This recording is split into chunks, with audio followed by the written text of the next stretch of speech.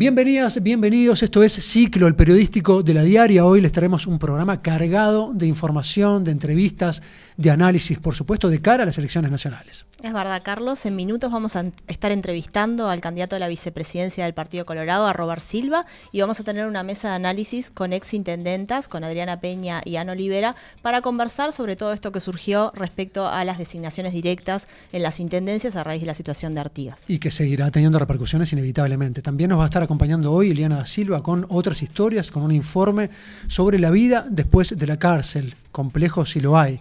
También vamos a tener, como todas las semanas, a Brian Maglin, que nos va a estar trayendo las últimas verificaciones de La Diaria. Y bueno, y un resumen les proponemos ahora de cara justamente a todo lo electoral. Resumen semanal. Nueva intendenta en Artigas. Después de varios días de suspenso, en los que Pablo Caram no presentaba su renuncia a la intendencia de Artigas, Álvaro Delgado entró en acción. Hablé con el intendente Pablo Caram y le solicité que renuncie a la intendencia de Artigas y le solicité además que no se presente como candidato a diputado. Bueno, muy buenos días. Porque en ese sentido nos parece importante dar esa señal. Presente. Y él aceptó y bueno, y será efectivo en las próximas semanas. Ahora la intendenta de Artigas es Elita Volpi, una escribana de la comuna que ya había asumido como intendenta interina y que enfrenta una demanda por $5,6 millones relacionada al caso de la vidente que engañó a una viuda para sacarle sus derechos hereditarios. El subsidio de Caram. Tras irse de la intendencia, surgió la polémica por el cobro de un subsidio de 85% de su sueldo por un año. Según el frente amplista Charles Carrera, no le corresponde porque cuando presentó la renuncia ya había sido suspendida su ciudadanía y para el senador blanco Sebastián da Silva sería una indignidad que lo cobrara.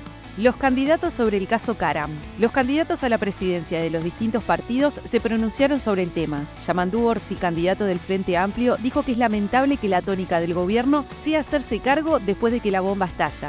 Hay una cuestión de tiempos ahí, yo creo que estoy convencido que si había señales de hace tanto tiempo, como dicen algunos legisladores del Partido Nacional, se debió actuar antes por el bien de todos. Lo que está mal, y bueno, en la medida que hubo un pronunciamiento judicial claro, incluso con la aceptación de los involucrados, al menos para mí es un tema cerrado. Candidata a vice de Cabildo Abierto. Lorena Quintana, directora del Programa de Adolescencia y Juventud del Ministerio de Salud Pública, es la elegida de Guido Manini Ríos para completar la fórmula presidencial como candidata a la vicepresidencia en las elecciones nacionales de octubre. Es una excelente compañera de fórmula, una profesional muy especializada, muy dedicada al tema adicciones a las drogas y familia, que son dos de los pilares de la campaña y de la propuesta de Cabildo Abierto desde el primer día, desde siempre. Quintana es médica de profesión, ha estado cerca del Opus Dei y no titubea al declararse en contra del aborto, de la legalización de las drogas y de la eutanasia, así como al criticar al Partido Nacional y al Partido Colorado por sus expresiones a favor de la diversidad sexual. Polémicas declaraciones de Cabildo Abierto. Una conducta personal con la que yo disiento y está condenada desde el Levítico a Romanos 1. Yo no sé si el ano de un hombre está preparado para ser penetrado, ¿no?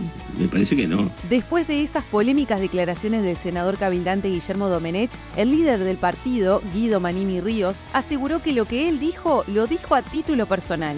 El partido como tal no ha tenido ningún tipo de posición contra los homosexuales, lo entendemos que es una opción sexual, no nos metemos con eso. Dentro de Cabildo Abierto hay homosexuales.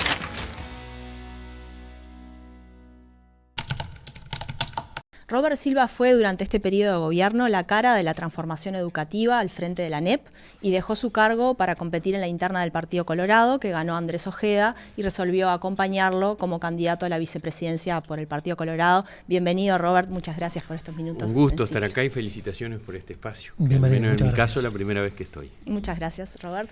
Bueno, desde el 30 de junio ya pasaron varias semanas y queríamos consultarte cuál es el foco, cuál ha sido el foco del trabajo en estas semanas en materia programática, de estrategia electoral. ¿Qué han venido haciendo en estas semanas?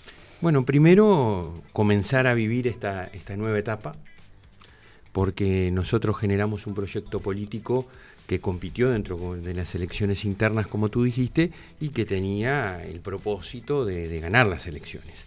Nos tocó estar en segundo lugar y vivimos con intensidad esa etapa a partir de la unidad que se generó entre todos los precandidatos y acompañando o integrando la fórmula junto a Andrés. A partir de ese momento, recorrida telefónica, conversaciones, reuniones con nuestros equipos técnicos, pero también políticos, sobre todo los políticos, en este tiempo, proyectando lo que viene de aquí a octubre, y también en lo que tú dices, en el foco programático, que para nosotros tiene mucha importancia.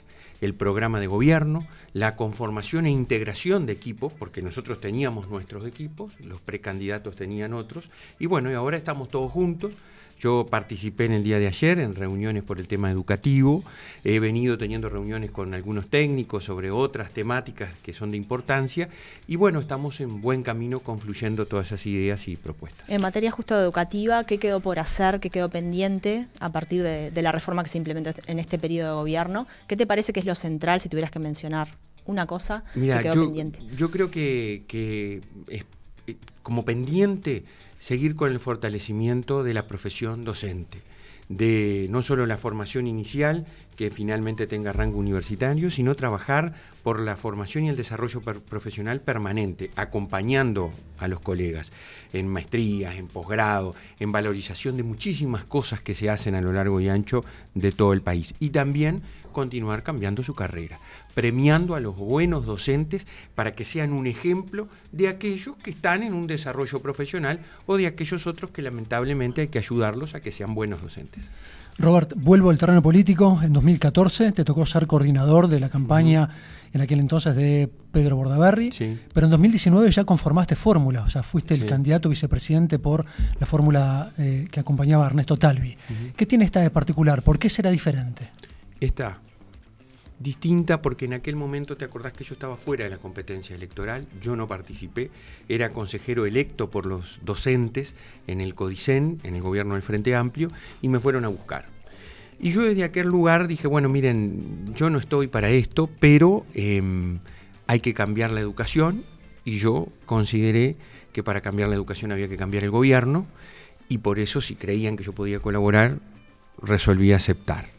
Esta vez es distinto. O sea, ingresás al terreno político para cambiar desde adentro. Para cambiar desde la política, porque para cambiar una política, todas las políticas, pero una política fundamental como la educación, se necesita, a mi criterio, tener un gobierno que comparta determinados lineamientos. Yo me daba cuenta desde adentro de la ANEP que muchas de las cosas que yo proponía no eran compartidas legítimamente por quienes ostentaban o tenían la mayoría. Entonces ahí fuimos a la contienda, logramos, vine y terminé siendo presidente de la ANEP. Y eso me dio la gran satisfacción, junto a un gran equipo, de muchas cosas que veníamos diciendo durante años, las pudimos llevar a la práctica, en acuerdo o desacuerdo. Porque esto es lo bueno de la política pública. Mucha conflictividad también con los docentes. Hubo gente que no está de acuerdo, legítimamente. Siempre les pedimos a todos contrapropuestas, en muchos casos no llegaron, en algunos llegaron y tomamos muchas de las cosas que proponían. Ahora, ¿qué es lo distinto de esta campaña y de mi candidatura a la vicepresidencia? Que yo competí en el terreno electoral, que conformamos sector, que tenemos grupos de personas que me recibieron en su casa, que nos apoyaron, que, como decimos vulgarmente, juntaron votos.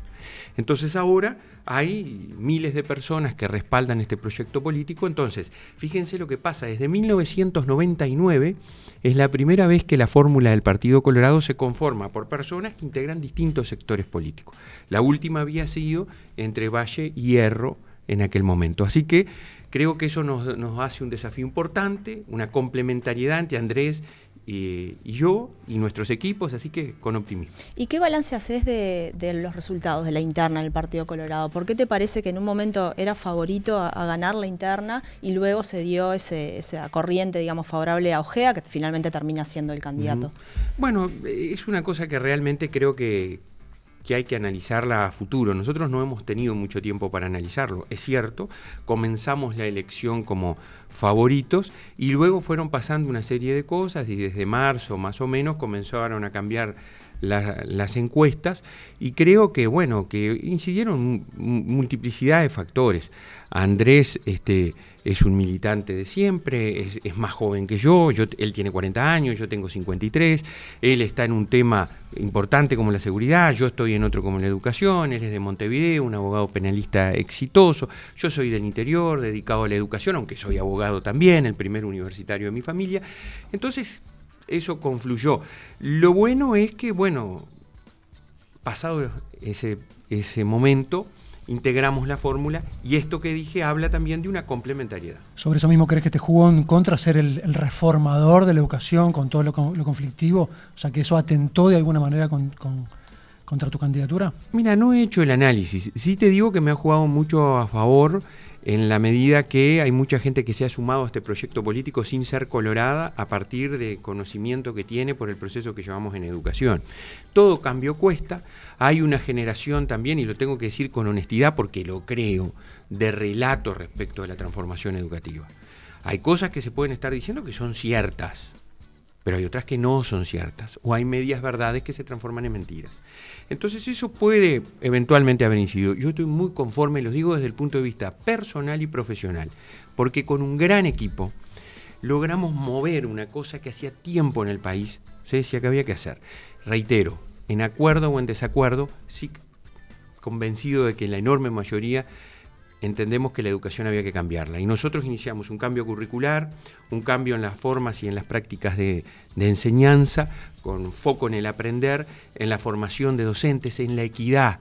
Yo, mirá, por donde vengo soy un defensor de eso. Porque yo lo digo una y otra vez y lo digo con sinceridad. Si no hubiese sido por la gran familia que tuve en Tacuarembó, yo vengo de un hogar de trabajadores, muy modesto de Tacuarembó. Y por la educación pública, hoy no estaría acá. No hubiese ocupado los lugares que ocupé y no estaría acá. Y cuando yo empecé el 7 de noviembre dije, miren, yo vengo acá, entre otras cosas, pero lo fundamental es para transformar. Y no es utopía ni retórica, es sueños en realidad, porque yo lo pude. Y lo pude porque este país tuvo políticas públicas focalizadas, fundamentalmente la educación, que me tendieron la mano. Me sacaron de donde yo estaba y le dijeron, bueno, mire, en un plano de igualdad, compita. Y como dice la Constitución, nuestros talentos y nuestras virtudes nos diferencian.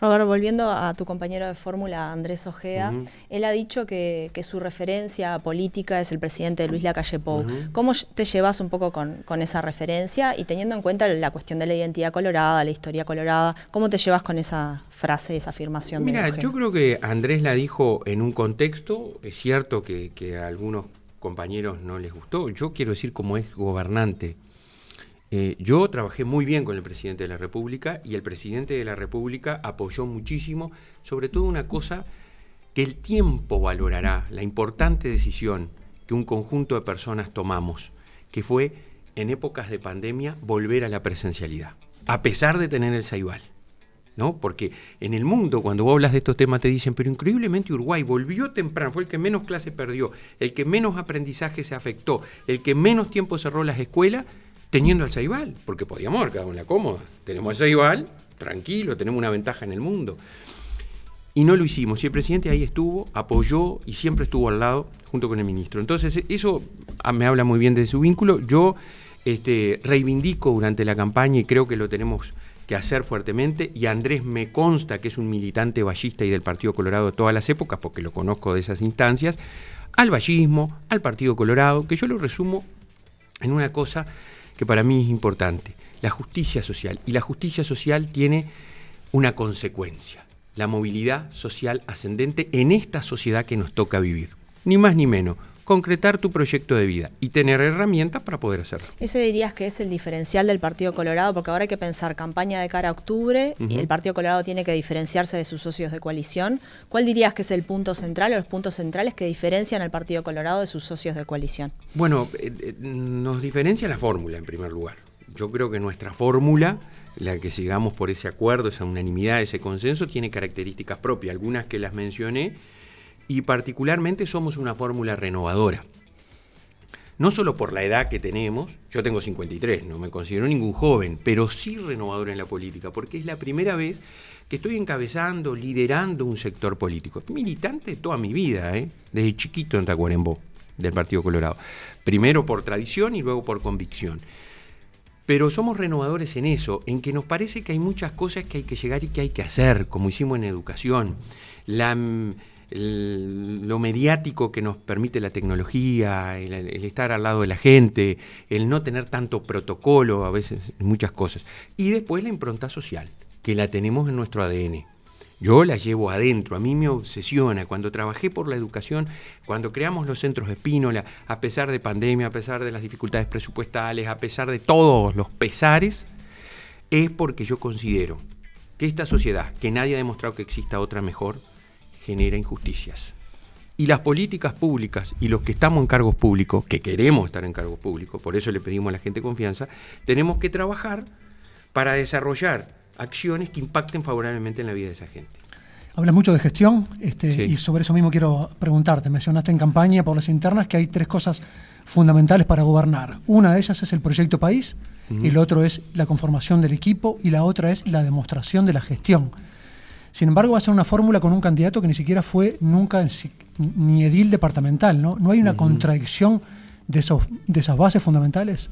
A ver, Andrés fue edil, fue 5 años edil departamental acá en Montevideo, pero independientemente es una persona que ha estado en distintos espacios públicos desde su trabajo político y además ha ejercido la profesión como tal. Fíjense, el presidente de la República actual, salvo senador de la República, no había ejercido ninguna tarea, tenía como Andrés una tarea legislativa. Y a mi criterio ha sido un muy buen presidente que ha articulado, coordinado y llevado adelante este gobierno a pesar de las dificultades. Y sigo sosteniendo que somos una fórmula complementaria, porque Andrés tiene sus características, yo tengo mis características, pero además tenemos eso que vos dijiste y que para mí es fundamental, una hoja de ruta. Mirá, yo lo viví, porque yo estoy desde los 25 años en esto de cosas de gobierno, ¿no? Yo empecé joven, en el 96 como secretario general de secundaria. Y vi muchos casos, incluidos no solo gobiernos del Frente Amplio, de gente que llega al gobierno y dice, bueno, vamos a ver qué hacemos.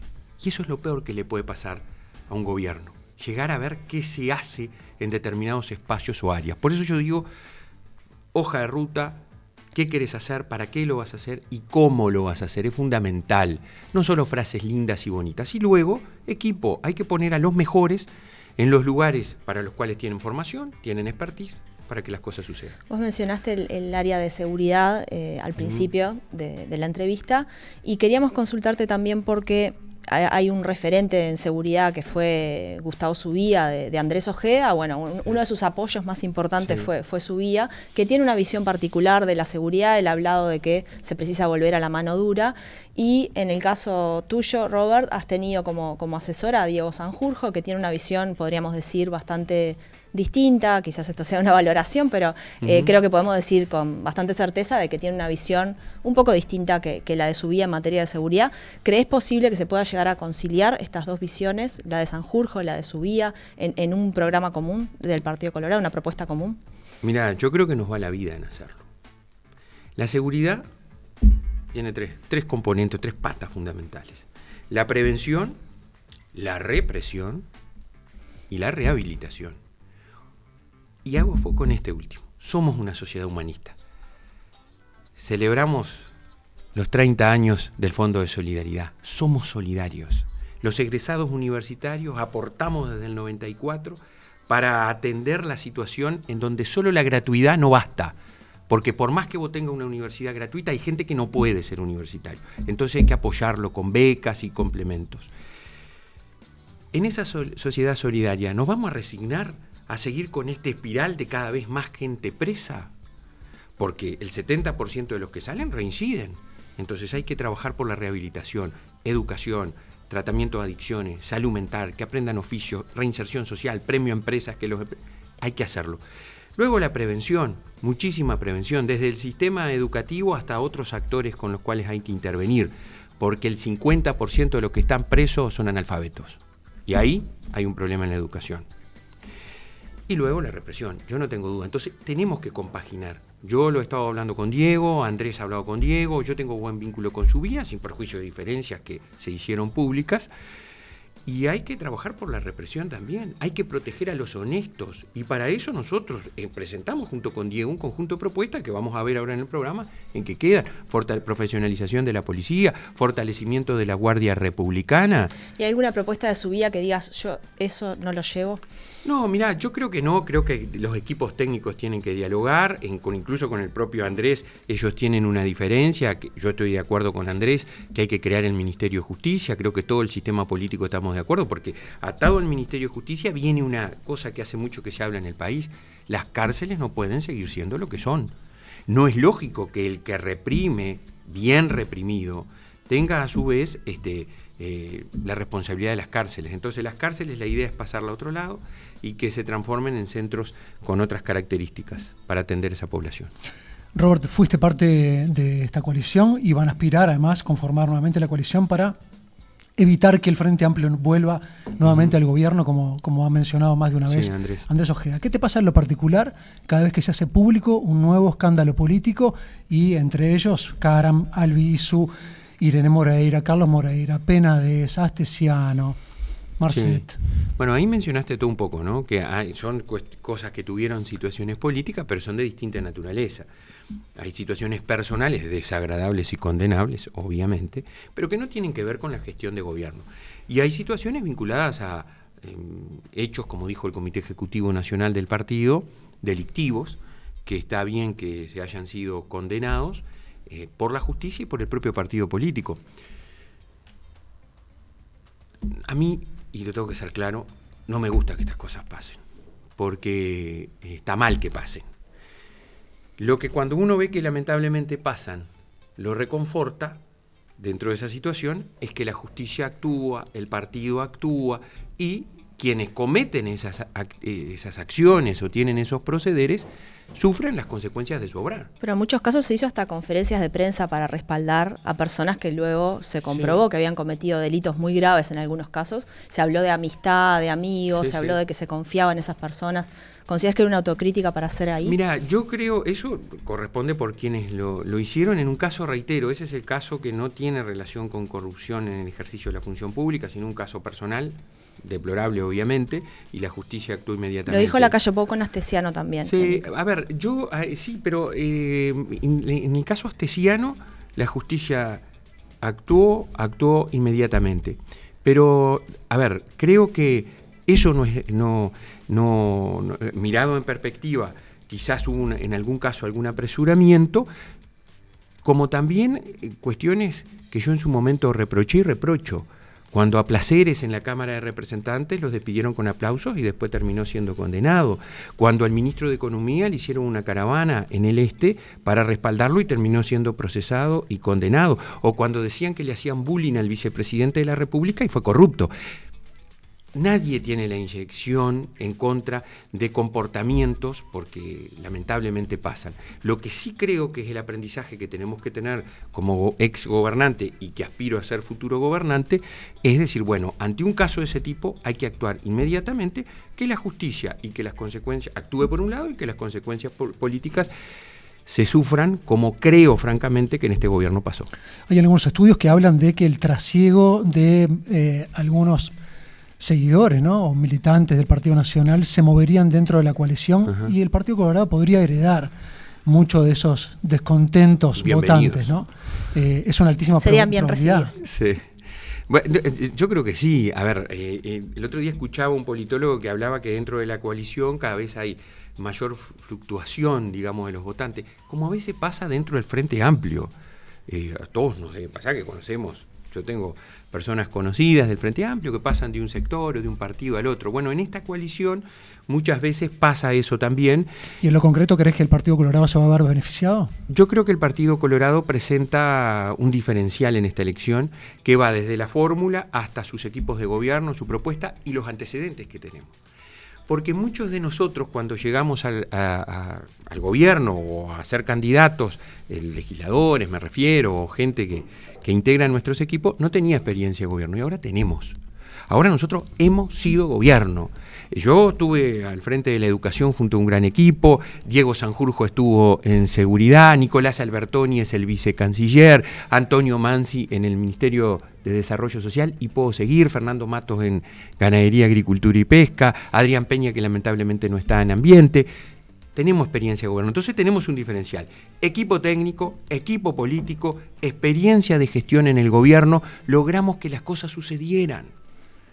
¿Cuánto hace que se hablaba de una transformación educativa? Y por H, por B, bueno, logramos que las cosas se hicieran. Y esa es otra impronta que queremos dar. Nosotros creemos que hay que llegar al gobierno con el compromiso de hacer cosas. Y vos como gobernante tenés que saber y tener bien clarito una cosa que yo aprendí hace tiempo. Que uno cuando llega a administrar un sector de actividad o un país en su conjunto, siempre va a tener intereses contrapuestos, de unos y de otros, en mayor o en menor medida. Y uno como gobernante tiene que velar por el interés general, trabajar por el bien común y administrar esos disensos y tomar decisiones, sabiendo que las decisiones te generan responsabilidad y que podés tener consecuencias, incluso, como lamentablemente a mí me pasó, hasta personales. Agredieron la fachada de mi casa, el auto que me trasladaba, me han insultado. Algunos pocos, pero yo tengo la satisfacción, junto, reitero, un gran equipo, porque no hay proyectos individuales, que hemos logrado en la educación, que se ha logrado en otras áreas, avanzar. Robert Silva, candidato a la vicepresidencia por el Partido Colorado, muchísimas gracias por acompañarnos. Seguimos con más información en Ciclo. Gracias a ustedes.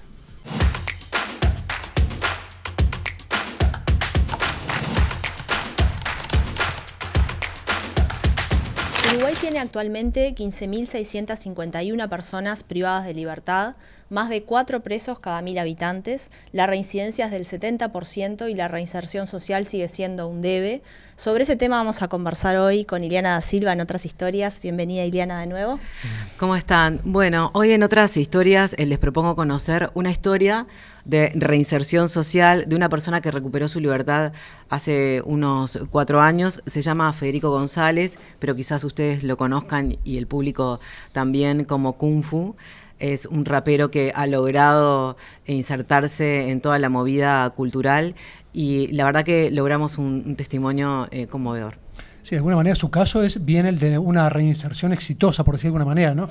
Más allá de todas las dificultades que Kung Fu ha tenido para mantener sobre todo el trabajo. De todas maneras, está bueno repasar esa composición de la población carcelaria a la que hacía referencia Natalia, ¿no? Las cárceles nacionales están superpobladas, sobre todo de jóvenes varones, ¿no? Menores de 35 años, son el 75% del total de la población carcelaria, condenados en su mayoría por delitos de hurto, de tráfico o venta de estupefacientes, de rapiña, con una trayectoria además sumamente marcada por la deserción del sistema educativo, por la violencia, por el consumo también problemático de drogas. Sí, la situación en las cárceles realmente es preocupante. Los datos así también revelan lo que está pasando hoy y también tiene una relación directa lo que pasa dentro de la cárcel del día después, cuando son liberados. Y el comisionado parlamentario penitenciario, Juan Miguel Petit, ha denunciado en reiteradas oportunidades lo que está pasando en el sistema carcelario y también dice que el Estado puede hacer mucho más de lo que está haciendo. Ha sido muy crítico, en todas las administraciones ha presentado informes sobre la necesidad de cambios. Si vemos que está haciendo hoy el Estado y enfocamos en lo que tiene que ver con la persona que es liberada, bueno, hay un plan que se llama un plan de inclusión asistida que se puso en marcha en este gobierno, que es un plan piloto que involucra a unas 500 personas. El objetivo, ¿cuál es? Acompañar esas trayectorias de salidas de las personas liberadas, hacerles un seguimiento y darle un apoyo económico, pero según Petit esto no es suficiente. Es un buen intento, pero no logra el objetivo. Y ahora vamos a conocer esta historia de reinserción.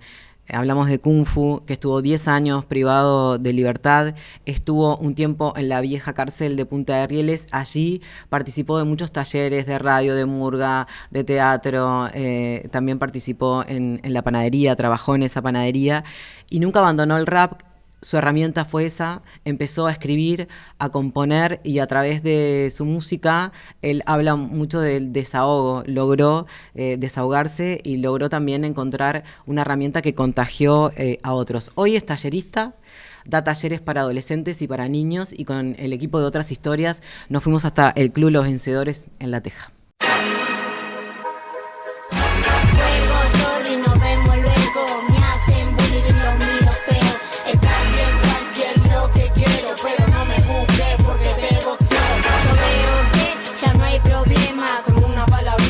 Terminó el tema, yo veo que ya no hay problema, deja de molestar porque el fuego quema, cosas que pasan.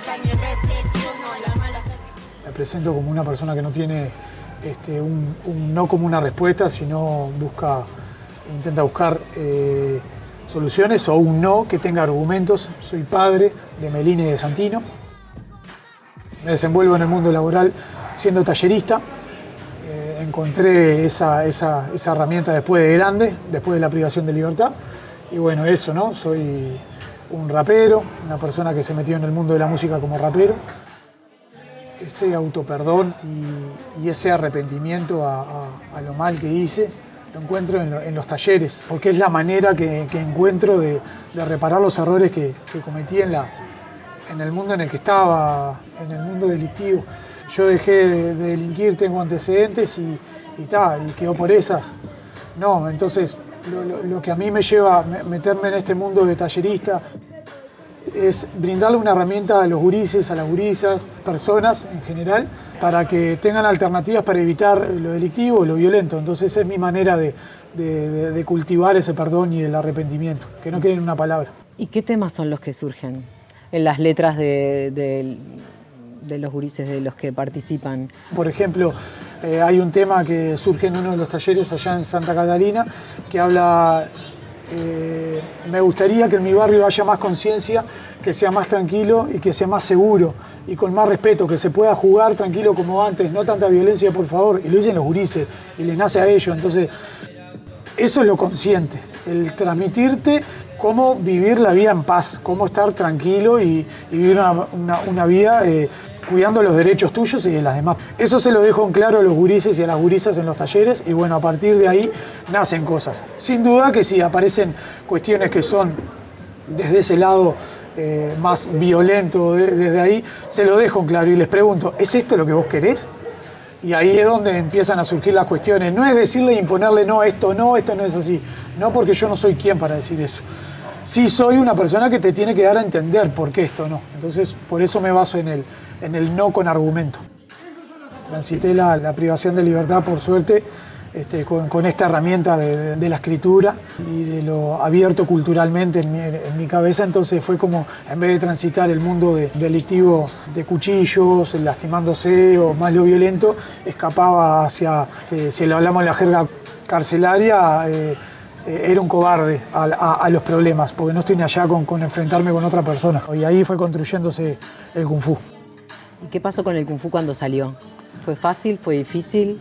Bueno, difícil son los antecedentes que te deja el sistema, ¿no? Y el juicio de la sociedad ante uno con antecedentes. Entiendo, tampoco somos las personas que estuvimos privadas de libertad, que hicimos las cosas bien, ¿no? Sin duda, generamos un daño, generamos una cicatriz, lamentablemente algunos mataron, o cuestiones así que quedan para el resto de la vida. Y entiendo de que hay un juicio sobre las personas. Pero en algún momento de ahí salimos, está la libertad, y en la libertad esta persona tiene que seguir transitando. Y bueno, qué mejor que la persona transite por lo legal, por lo más sano y por construir. Sin duda hay que reparar el error, por eso te digo, no solo arrepentimiento, sino uno tiene que ir como reparando, por lo menos desde el lado que a uno le nace o que le hagan nacer. A mí me pesaba mucho el antecedente y el juicio de la persona. Hoy por hoy no lo naturalicé porque lo problematizo, ya sea por las redes o por los medios, pero me pesa laboralmente, legalmente, sí me pesa. ¿Por qué? Porque no he podido acceder a determinados laburos porque no se permiten antecedentes. Y bueno, ¿qué criterio hay ahí? ¿Dónde funciona el Instituto Nacional de Rehabilitación? Esas son las preguntas que me hago después, ¿no? Yo teniendo herramientas, sí, para mí puede ser fácil. Pero todas las personas que están privadas de libertad tienen herramientas para revolverse. No, son de 16.000 que están privados de libertad, capaz que ponerle 500 tienen para revolverse. Mi sueño es que mis letras construyan y no destruyan. Si te puedo decir mi sueño lo que era en la cárcel, mi sueño era trascender como músico. El sueño lo cumplí, hice 2 discos dentro de la cárcel. Entonces como los sueños van mutando a medida que va pasando el tiempo. Bueno, vengo con otras historias, todo lo que sale hoy de esta memoria. Peleo por los sueños que hoy en día están acá en mi mente, que tratan simplemente de avanzar. No trato de quedarme, no me voy a estancar. Y si puedo compartir, el Fede compartirá. El Kung Fu en este mundo hoy en día desde acá, desde el vencedor hacia donde quieras, va.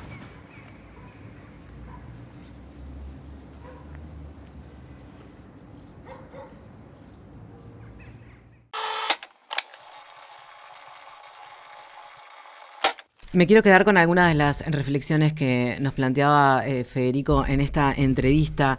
No solo el arrepentimiento del error, sino también de reparar lo hecho, por lo menos desde el lugar que uno le nace o le hacen nacer, hablando directamente de lo importante que fue para él poder participar de estos talleres y que le permitieran también poder utilizar esa herramienta del rap. También nos decía que pesa mucho a la hora de salir y de buscar trabajo los antecedentes penales, y considera que no todos los presos, no todas las personas que salen, que logran la libertad, tienen todas las mismas herramientas. Y la contención también, ¿no? Familiar, sin duda. Él tiene motivadores, además, que son esos, justamente, ¿no? La familia, sus hijos.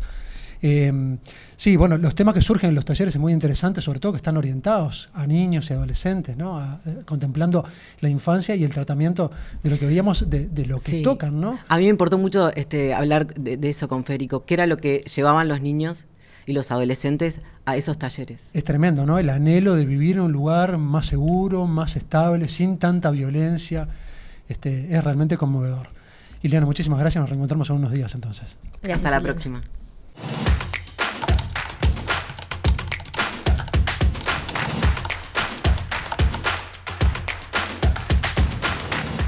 Desde la condena al exintendente de Artigas, Pablo Caram, a su primo Rodolfo Caram y a su sobrina, la diputada Valentina Dos Santos, se volvió a hablar de la presencia de familiares de jerarcas en los cargos de la administración pública y también del ingreso directo sin concurso de funcionarios a la administración. Hay además una propuesta concreta de proyecto de ley para corregir o revertir esta situación, y sobre ese tema vamos a conversar hoy en nuestra mesa de análisis con las exintendentas Adriana Peña y Ana Olivera, a quien doy la bienvenida. Muchas gracias, muy amable. Adriana Peña fue intendenta por el Partido Nacional en La Valleja y Ana Olivera, intendenta por el Frente Amplio en Montevideo. Bienvenidas a las dos, y bienvenida también Cecilia Álvarez, periodista y directora web de La Diaria. ¿Cómo estás, Ceci? Vamos a hablar entonces de este tema, pero antes, hoy se conoció a través del semanario Búsqueda una información nueva vinculada a este tema que tiene que ver, Ceci, con un informe de la JUTEP referente a Florida. Sí. Hoy, este jueves, el Consejo Directivo de la JUTEP va a tener que resolver sobre un informe de la asesoría letrada sobre que determina que hubo irregularidades y sugiere pasar la información a la justicia sobre contrataciones por parte de la Intendencia a una empresa de recolección de residuos que es del hijo y del ex esposo de la secretaria del intendente Guillermo López, del Partido Nacional. Esto en el medio de una sucesión de denuncias con respecto a la gestión de algunos gobiernos departamentales. Pone otra vez el foco en una intendencia. A su vez también se conoce hoy, lo difundió el semanario Búsqueda, también nosotros lo confirmamos, que hay otra investigación en curso en relación a la intendencia de Maldonado por la entrega de una vivienda a una militante política también del Partido Nacional. Esa es una investigación que está en curso en la JUTEP, pero bueno, hoy podría decidir si la resolución del enviar antecedentes a la justicia sobre las contrataciones en la Intendencia de Florida. Bien, y entonces le pregunto a nuestras exintendentas, ¿cómo ven la presencia de familiares en cargos de la administración pública? Adriana, vos tuviste también un episodio en 2018 con la JUTEP que observó en general contrataciones a familiares, y en particular hubo el caso de tu hermano que finalmente terminó renunciando. ¿Cómo observan esta situación? ¿Qué valoración hacen? Y también qué valoración hacen de la cuestión de los cargos de confianza y hasta qué punto la presencia de cargos de confianza en la administración es necesaria, hasta qué punto no. En algunos lugares, ¿no? Yo creo, tú nombraste, en el caso de mi hermano, era en comisión y no dependía directamente de mí. Eso creo que es un dato que tiene que ver. En algunos temas, cuando uno está en una administración, siempre trata de rodearse de la mejor materia que puede haber para poder manejar a veces instituciones que tienen muchas aristas y que tienen se toman muchas decisiones todos los días, y está bueno que uno tenga gente de confianza para poder tomar esa decisión. Cuando uno está en una tarea ejecutiva, son cientos los lugares que se nombran. Hay gente que vale la pena y que hace las cosas bien, y hay otra gente que se debía en todos los partidos políticos. En este caso, por supuesto, nosotros tenemos 15 intendencias, 16 intendencias, el Partido Nacional actualmente. Lógicamente que si hay en todos los partidos políticos, también allá en el nuestro, y es algo que se tiene que rever y que se tiene, por supuesto, que seguir ajustando. Pero el hecho de que sean familiares en sí mismo ¿no te parece un problema a priori, salvo que En actúen algunas mal? cosas sí, en algunas cosas sí. Todo depende de cómo se use o se abuse, ¿no? Pero creo que sí, que es algo que creo que viene para atrás, algo que antes se hacía normalmente y que cada vez se viene más para atrás en la toma de esa decisión de contratar gente familiar, porque indudablemente trae problemas. Ana, ¿vos cómo la ves? En primer lugar, comentar que hay dos temas distintos que estás planteando, uno que está vinculado con los cargos de confianza y otro con la contratación de familiares. O la participación de familiares en cargos políticos. Y creo que ahí el tema es ser y parecer, y puede haber ocasiones en las que vos puedas demostrar que esta es la mejor persona para estar en esa responsabilidad cuando es un cargo de confianza. Creo que en mi caso, por ejemplo, mi intendencia, cuando fui intendenta, teníamos 8.600 funcionarios. De esos 8.600 funcionarios, solamente había 70 cargos de confianza. ¿Qué eran los cargos de confianza? Los que están previstos en acuerdo con la Junta Departamental, o sea, los que se llaman los directores de carácter político, que son los que tienen que llevar adelante el programa que aprobó la ciudadanía, ¿no? A Tabaré le gustaba decir que una vez que vos propusiste un programa, ese programa dejó de ser de tu partido y pasó a ser el programa de gobierno. Y por lo tanto ahí elegís, inclusive de los 70 cargos, de las 70 responsabilidades de confianza que nosotros teníamos, 11 eran funcionarios de carrera, porque en realidad tú necesitas gente que conozca profundamente la institución. Y creo que sin lugar a dudas, estoy convencida, además, el acceso a la función pública tiene que ser por concurso o por sorteo. Y hemos encontrado que hay quienes argumentan en contra del sorteo porque parece que no es todo lo democrático que tiene que ser. Yo creo que no hay otra manera, porque lo otro se presta a la discrecionalidad. Yo creo que en eso estoy totalmente de acuerdo con Ana. Nosotros además lo pusimos por escrito en un presupuesto y en el Estatuto del Funcionario.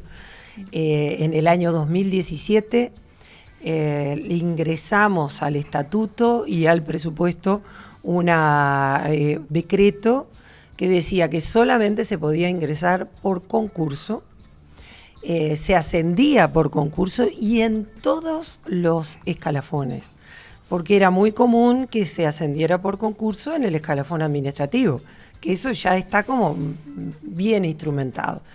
Pero en el escalafón de servicio, en el escalafón obrero, era algo que no existía y que fuimos bastante innovadores en lo que tiene que ver con los estatutos. Y también, desde hace mucho tiempo en la Intendencia, desde el principio de nuestra gestión, hicimos sorteo para los cargos zafrales, aquellos que salían y entraban y eso se hacían por sorteo. Había un grupo de zafrales que ya venía de hace muchos años y que pasaban a contrato por calificación y por antigüedad. Y creo que era un sistema bien interesante porque además poníamos los listados en un panel de recursos humanos donde todo el mundo lo iba a ver, tanto los concursos como los ingresos de zafrales. Bueno, queríamos eso transparentaba la situación, ¿no? También justamente está en discusión en estos días un proyecto de ley que en su momento fue presentado por el ex senador colorado fallecido Adrián Peña y ahora fue reflotado por el Frente Amplio, ya tiene el apoyo del Partido Colorado, algunas ambivalencias ahí en el Partido Nacional, apoyos y gente que lo rechaza. Vamos a escuchar lo que decían los dirigentes políticos respecto a este proyecto.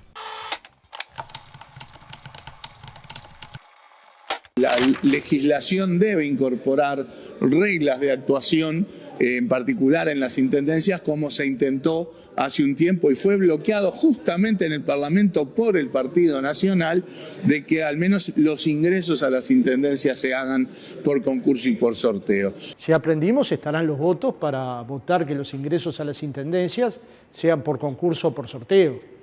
Si aprendimos, votaremos leyes que eviten actos de corrupción de este tipo. Se trató un proyecto que iba en el sentido correcto de poner cierto orden en el ingreso a las intendencias, que lamentablemente naufragó.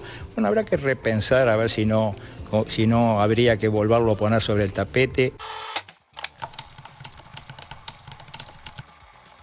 Antes de empezar y darles la palabra nuevamente para que den su opinión sobre este proyecto y esta disposición, Ceci, te quería consultar un poco cómo están los gobiernos departamentales en materia de designaciones directas en relación con su plantilla, según los últimos datos. En realidad, los datos que publica la Oficina Nacional del Servicio Civil en las rendiciones de cuentas identifican un problema en relación a las designaciones directas en las intendencias, ¿no? Si bien en todo el Estado el porcentaje de designaciones directas es de un 15% en relación a la plantilla, en el Poder Ejecutivo un 1%, se menciona en el 2022, en los gobiernos departamentales la cifra crece al 65%, ¿no? 5.700. 5.700. Sí, la cifra que está en la rendición de cuentas del año las pasado. Las designaciones directas. Sí. Pero mucho en porcentaje es un 65%. Hay algo que a mí me gustaría. Hay algo en total. Yo porque tuve la comisión de presupuesto, 7.000 y algo en total, y son 5.700 de los gobiernos departamentales. Yo hay algo que quiero aclarar, que me parece que viene muy de la mano de ese número. Por ejemplo, Intendencia de La Valleja tiene presupuestados y tiene contratados. Los contratados vienen algunos que entraron una vez y se ha ido anualmente renovando. Cada vez que se renuevan esos 300 o 400 personas, lo ponen como que es un ingreso directo. Y en nuestra administración, con la Oficina Nacional de Servicio Civil, y estoy segura que Montevideo, Canelones y todo eso están en la misma situación, con la Oficina Nacional de Servicio Civil nunca nos pudimos poner de acuerdo de que el caso de esos funcionarios que tienen 30 años, 20 años trabajando, que en nuestro caso, por calificación, no han podido ingresar a presupuestado porque no había lugar, lo seguían tomando como ingreso directo. Sí, en Cuando el caso, es una renovación no debería ser. En el caso de la Intendencia de La Valleja, tanto Servicio Civil como el Intendente aclaraban eso en las presentaciones de resultados, de que se estaba sobredimensionado en la Intendencia de La Valleja. Igual, pero no obstante, los datos generales hablan de que en los gobiernos departamentales el porcentaje, la proporción de personal que ingresa por designación directa es mucho más alto que en el resto de la administración pública. Ajá. ¿Cómo es el ranking, digamos, de intendencias que tienen más designaciones directas en relación con su plantilla? Bueno, con los datos del 2022, no lo actualizamos a la rendición de cuentas del 2023, pero los datos del 2022 indican que la que tiene mayor porcentaje de ingresos por designación directa es Soriano, la Intendencia de Soriano, del Partido Nacional, a cargo de Guillermo Besosi. Luego le sigue Artigas, el caso, bueno, ahora que está más en el tapete por la Intendencia de Pablo Caram, con 35% de designaciones directas. Luego Cerro Largo, también del Partido Nacional, con 30%. En cuarto lugar, la Intendencia de Salto, de Andrés Lima, del Frente Amplista Andrés Lima, con 27% de designaciones directas del total de funcionarios. ¿Y cómo ven este proyecto de ley? ¿Es una solución? ¿Les parece que es una solución, aunque sea parcial, a este problema? En primer lugar, nosotros lo planteamos en varias rendiciones de cuentas y no logramos que saliera. Es decir, en algún momento había como que salido de la comisión y después en el pleno no logramos que se aprobara, con un argumento de que lesiona la autonomía de los gobiernos departamentales, un argumento que utilizó el senador Botana. Y estas discusiones las hemos tenido, yo integré la de asuntos municipales también para despuntar el vicio en estos años. Es decir, si vos tenés una mayoría especial, es eso, lo que requiere es que haya una mayoría especial para votar a algo que de alguna manera afecta a los gobiernos departamentales en función de un principio general. Por lo tanto, a mí me parece decir que es sustantivo que nosotros logremos las mayorías para aprobar que el ingreso es por concurso o por sorteo. Acá hemos tenido, yo tuve esta discusión también con el Ministerio de Desarrollo Social, con el tema del programa... Jornales Solidarios. No es de Jornales Solidarios, porque ahí logramos al final poner que era por sorteo. Es el programa que sustituyó a Uruguay Trabaja, Accesos. En el caso de Accesos, que, es decir, se decía que no debía ser por sorteo, porque ahí tenía que ser para el que estaba, y entonces que era de los equipos. Después se aceptó que fuera las intendencias también que derivaran al programa. Entonces, es decir, nosotros lo que argumentamos es que hay que limitar la discrecionalidad. Es necesario limitar la discrecionalidad. Hay argumentos, ya te dejo Adriana, pero hay argumentos, mencionaba Ana, con esta cuestión de la autonomía, hay un enfoque jurídico que dice, bueno, puede llegar a ser un proyecto de ley de estas características, puede llegar a ser inconstitucional, pero también hay argumentos políticos. Por ejemplo, la candidata a la vicepresidencia por el Partido Nacional, Valeria Ripoll, en declaraciones que hizo esta semana, dio una opinión un poco distinta. Vamos a ver las dos instancias, pero en una primera instancia, a fines del año pasado, Valeria Ripoll había dicho que un proyecto de estas características le parecía que era saludable y que lo estaban planteando hace mucho tiempo los trabajadores. Esta semana planteó el argumento de que cualquier proyecto de este tipo tiene que hacerse en conjunto con los intendentes.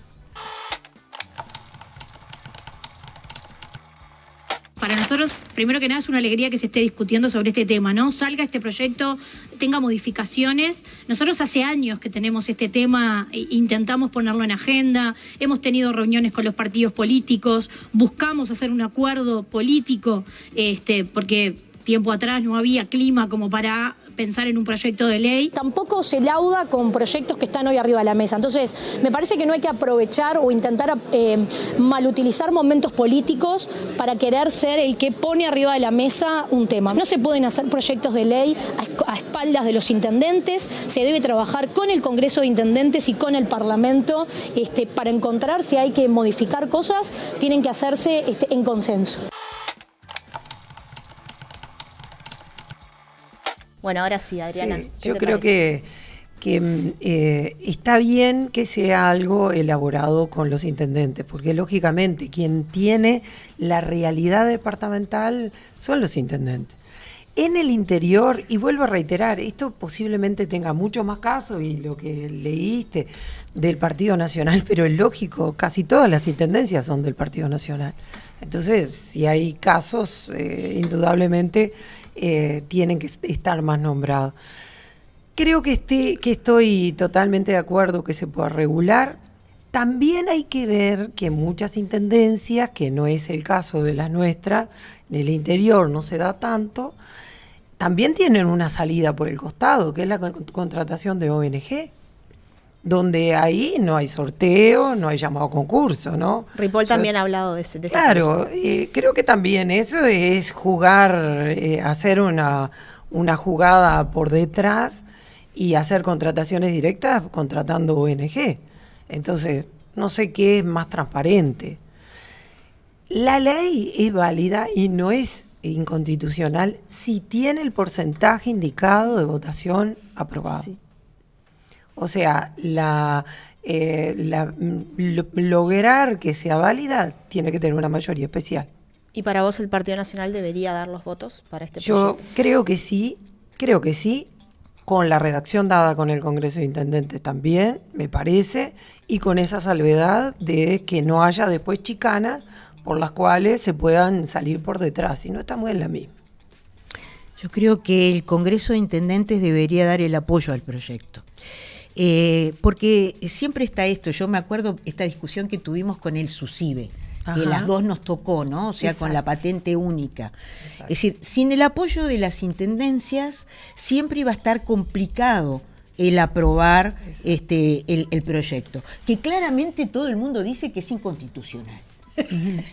Pero, digo, para darte una cosa, pero tuvo el acuerdo político de todo el mundo porque era necesario terminar con ese ¿Y te parece problema. viable en este caso que los yo intendentes creo den el apoyo? que sería sustantivo que dieran el apoyo, porque muchas veces dicen que esta historia del concurso, del sorteo, es una cosa del área metropolitana, con nuestra cabeza, que no es la cabeza de todo el país. Mirá que no estoy inventando, son las cosas que he escuchado y Adriana las debe haber escuchado muchas veces también. Entonces, si hay alguien que sale de esto, como nos pasaba, por eso pongo el ejemplo del SUSIBE, alguien que daba determinados beneficios distintos que el resto, es decir, eso complejiza. Por lo tanto, no es solamente que se vote, que sería absolutamente legal que se obtienen los 2/3, sino que políticamente debería tener un apoyo, un respaldo de todos los intendentes. Ana, Adriana y Cecilia, muchas gracias por la participación en el ciclo y nos volveremos a encontrar. Gracias a ti, la verdad que un gusto estar con mi colega. Acá nos falta la Pati Ayala, fuimos las 3 primeras mujeres. Es verdad, es verdad. Muchísimas gracias. Gracias a ustedes. Después de eso se mantuvo, sí, en algunos casos, pero no hubo tantas mujeres intendentas, ¿no? Sí, no, ahora hay una sola, No. es la de San José. Claro, ahora solamente la de San única. José. Y en el Había periodo sido. pasado me tocó a mí sola. Sí, Sí, bueno, en este momento estuvo Carolina Cosé, que claro, también hasta su renuncia, Carolina. Sí. Entonces, sí, claro. tenés razón. Sí, en este periodo estuvo Carolina y ahora está Partido Zunino. Nacional en la- Ahora está Zunino, pero era Carolina y Claro. San José. Claro, exacto. ¿no? Bueno, Así muchas que gracias. Gracias a ustedes.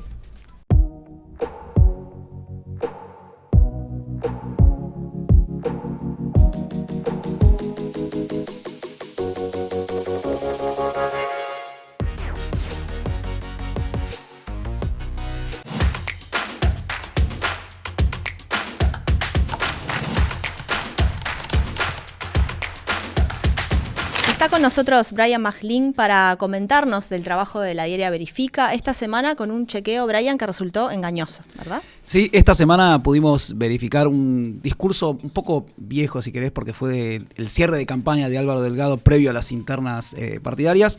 Y dio como resultado engañoso, y vamos a hablar un poco de por qué engañoso y por qué no podemos acceder a los datos definitivos para decir si esto es falso o verdadero, pero tiene que ver con una frase donde Álvaro Delgado en el cierre en ese acto de cierre de campaña dice que el Frente Amplio se cree en los reyes de la sensibilidad social y da unos datos sobre gente en asentamientos. Veamos el video si quieren y les cuento. Saben que el Frente Amplio, después de 15 años de bonanza económica, los reyes de la sensibilidad social nos dejaron 218.000 uruguayos viviendo en más de 650 asentamientos. Es una vergüenza, una vergüenza. Como veíamos ahí, Álvaro Delgado decía que el Frente Amplio dejó a la salida del gobierno 218.000 personas viviendo en asentamientos, en más de 650 asentamientos, decía.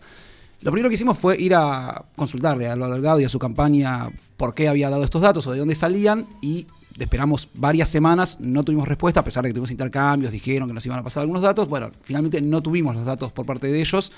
Y lo que hicimos fue rastrear, porque no hay datos oficiales actualizados que permitan entender cuánta gente hay hoy en día en asentamientos, ni cuántos asentamientos hay. Lo que tenemos, los últimos datos, si se quiere, oficiales, son los que se establecieron a partir del censo de 2011, con 165.000 personas en algo así como 589 asentamientos. Si bien después hubo algunas cartografías que se realizaron por parte del programa Mejora en Barrios y demás, no hay datos actuales que puedan decir cuántas personas efectivamente hay. No hay un mapeo de hoy todavía de los asentamientos. No actualizado al 100%. Ahora, lo que dijimos es, si bien tenemos que esperar a los datos del censo 2023 para ver efectivamente cuántas personas hay en asentamientos, dijimos, bueno, pero veamos de dónde pueden haber salido estos números. Y lo que encontramos fue un informe de la ONG Techo, que en 2018, a partir de esta cartografía que decía el programa Mejora en Barrios, estableció una estimación estadística. ¿Qué hizo? Dijo, bueno, si teníamos una cantidad de asentamientos a partir de esta estimación, que era 656 asentamientos, y a partir del mapeo y el rastreo satelital que habían podido establecer, y según las encuestas de Nacional de Hogares del INE, establecemos cuántos hogares puede haber en una cuadra y cuántas personas aproximadamente viven en una cuadra, desarrollan, obviamente con validez metodológica y demás, una estadística que les permite inferir cuánta gente efectivamente hay. Ellos establecieron, por una cuestión de errores metodológicos y de errores estadísticos, 6 escenarios posibles. Obviamente por una cuestión también de previsión de que no tienen efectivamente la respuesta absoluta. Y en esos escenarios, el peor de todos establecía que había 656 asentamientos con 219.000 personas viviendo. Es sensiblemente, o sea, muy sensible la diferencia, muy pequeña la diferencia que hay con lo que dijo Álvaro Delgado, pero podemos inferir que fue este el dato que utilizó el hoy candidato del Partido Nacional para en ese momento decir que el Frente Amplio había dejado esa cantidad de personas. Ahora bien, nosotros dijimos, bueno, vamos a consultar con la gente de Techo, a ver efectivamente cómo fue este cálculo. Ahí hablamos con Santiago Rodríguez, que es el director ejecutivo actual de Techo, en ese momento no era el director, y él dijo que si bien todos los escenarios que van de los 182.000 personas a 219.000, digamos, según cada uno de los escenarios posibles, son estadísticamente válidos, porque obviamente ellos hicieron una metodología estadística válida. Él prefería quedarse con el más neutro, que es el que le da 192.000 personas. ¿Sí? ¿Por qué? Porque justamente no pueden decir exactamente cuántos hay.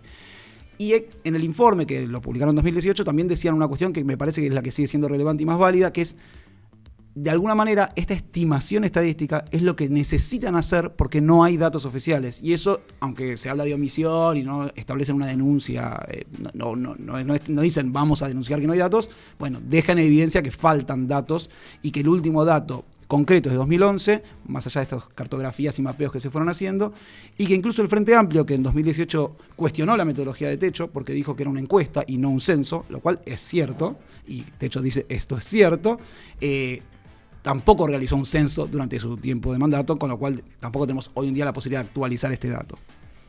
Es interesante estas observaciones, ¿no?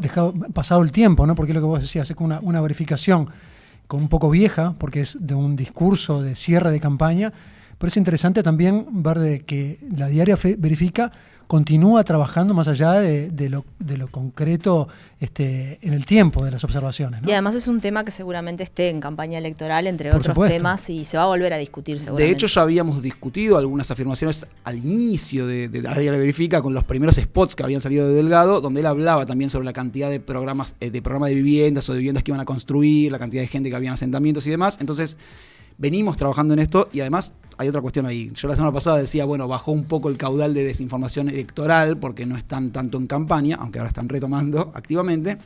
Pero lo cierto es que hay muchas cosas que fueron apareciendo que nos lleva tiempo también, porque hay una cuestión de búsqueda de datos, búsqueda de informes, recolección. Y esto de darle la palabra también a quien dijo la cifra y a su comando para que tenga la oportunidad de explicar de dónde sacó el dato, ¿no? Exactamente. Nosotros, en principio, el método establece que lo primero que hacemos es consultarlos.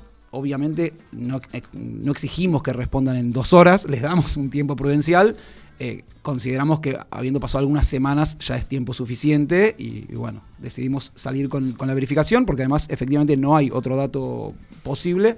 Lo que sí podemos hacer es, obviamente, cuando nos envíe eventualmente información y diga sí, me refería a eso o no me refería a eso, rectificarlo eventualmente. Y recordemos que el engañoso no es necesariamente que la persona tenga la voluntad de engañar, No, sino es que malicioso, responde claro. a otros. A veces responde a otros criterios. El engañoso en este caso tiene que ver con que es un dato que efectivamente puede desprenderse de un informe que existe, de una estimación estadísticamente válida, utilizado, en este caso el peor de los escenarios, para construir esta narrativa que decía al principio de todo, que es el Frente Amplio, que se creen los reyes de la sensibilidad social, dejaron tanta cantidad de personas en asentamientos. ¿Mintió? No mintió. Pero construye una narrativa determinada con un dato que toma de un informe sin el dato oficial confirmado o posible. Perfecto. Brea, muchísimas gracias entonces por clarificar y verificar. Seguimos la semana entrante, si te parece. Nosotros vamos cerrando este programa de ciclo de hoy. Les recuerdo que nos reencontramos el próximo jueves a partir de las 20 horas. Nos pueden seguir, ustedes ya lo saben, a partir de nuestro canal de YouTube, como también a partir de la televisión del interior, la red de televisión del interior, con más de 100 canales para abonados y 15 de televisión abierta. Si les gustó el programa, le pedimos que nos dejen un me gusta en nuestro canal de YouTube, así como también es muy importante para nosotros conocer quienes están del otro lado de la pantalla, que nos dejen sus comentarios y sugerencias, ¿no?, de alguna temática que quieren que abordemos en ciclo. Y recuerden también que todo esto es posible gracias a nuestros suscriptores y suscriptoras de la diaria que apoyan con su suscripción este proyecto. Así que los invitamos a ingresar en el sitio web de la diaria y a ver todas las formas posibles de apoyar la iniciativa. Nos reencontramos la semana que viene. Que anden bien.